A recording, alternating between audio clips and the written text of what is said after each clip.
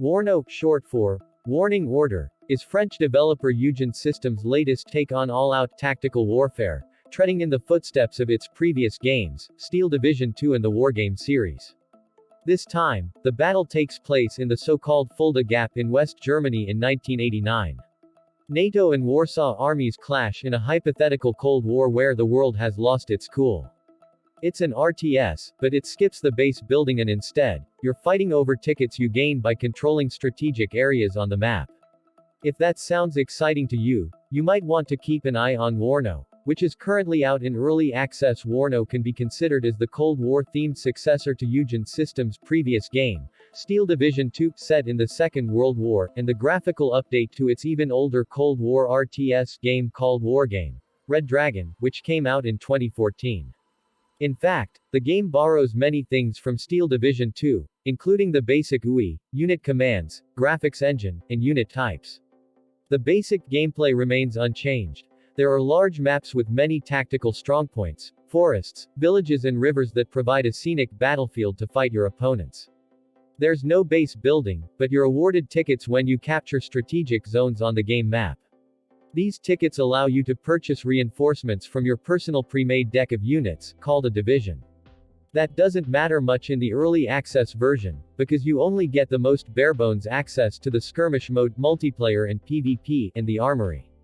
In the armory, you can build forces based on either the 3rd Armored Division or the 79th Guards Tank Division, just like in Steel Division. Only, there's not much choice when you have one division per faction. There are no Steel Division battle phases, so you just build your deck as usual. You have your activation points, 50, in categories tanks, infantry, etc. The type of division determines how many slots per category you get, and how much they cost. Seeing how both of the available divisions are armored, don't expect to conduct infantry rushes. However, there are a couple of nice features here. You have plenty of filter options, and you can choose, albeit not entirely freely, what transport certain infantry units can take.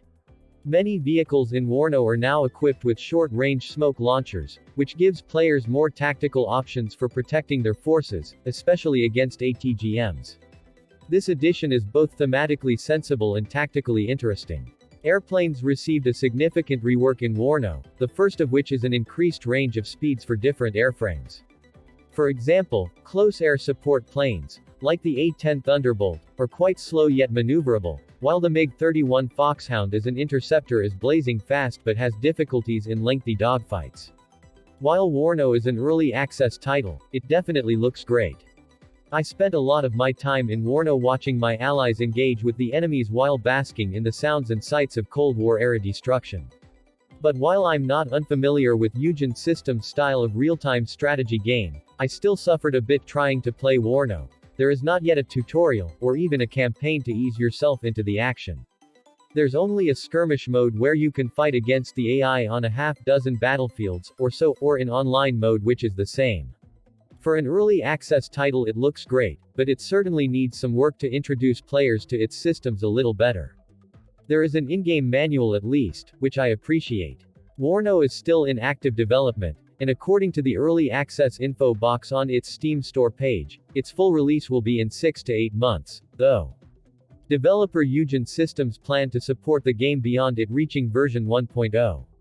Right now Warno is pretty barebones, but the developers are updating it actively, with a pledge to add significant chunks of content throughout its early access period. I think that when Warno keeps releasing more content, its campaigns could become an enjoyable experience for lower-level players. Playing online will offer plenty of challenges and replayability. So far, I've enjoyed the up to 10v10 matches, fighting for every inch of ground to help my team gain the upper hand. And while I've seen some bugs and would have liked more content upon release, the steady stream of updates and added content points to Warno becoming an enjoyable game in Eugen's lineup. The only thing I really couldn't stand initially was the game's soundtrack, an extremely loud, high-paced, 80s-ish kind of music that seemed very out of place for a wargame. In the end, I've grown used to it, the same way I've been steadily learning how to play. And all things considered, as someone who likes strategy games, realism and historical titles, Warno gets my recommendation. There's also an added fun feature that Warno takes from Armored Brigade. You can set, both for individual units on the field and in settings, rules of engagement. Row. Will a unit waste anti-tank guided missiles (ATGM) on unarmed transports? Will it take the shortest route, the quickest route, or a more covered route? How will it act once attacked? If only we could set row templates and just paste them on any unit we pleased in the deck building phase. But, back to the main issue with the AI, it doesn't really work in practice. Groups with anti-air components will leave PC-controlled groups behind, and trying to select an individual member of such a unit is nearly impossible. There isn't really anything stopping transports from leaving once the dismount. So, it's a good and welcome feature in theory, but the implementation depends on both the AI and your ability to program it. As of right now, it doesn't really work. The result of this shift is that battle lines become more porous, opening possibilities for sneaky maneuvers and surprise attacks, as there's no front line to act as an artificial reconnaissance tool. Maneuver warfare and ambitious tactics definitely seem to be the name of the game for Warno, a welcome state indeed. It wouldn't be a modern Eugen strategy game without a robust deck building system, which makes a welcome return in Warno. This time the system is actually closer to Steel Division's approach, where players will compose their troop formations from historical divisions or army formations, giving each battle group a distinct tactical identity and playstyle due to division-specific unit selections. I'm excited for the potential of Warno, and it's one of the only early access titles I feel is a pretty safe bet. Eugen Systems knows their stuff, and is actively engaged with the community. That said, if you aren't familiar with this style of real-time strategy, you're going to be met with a steep learning curve.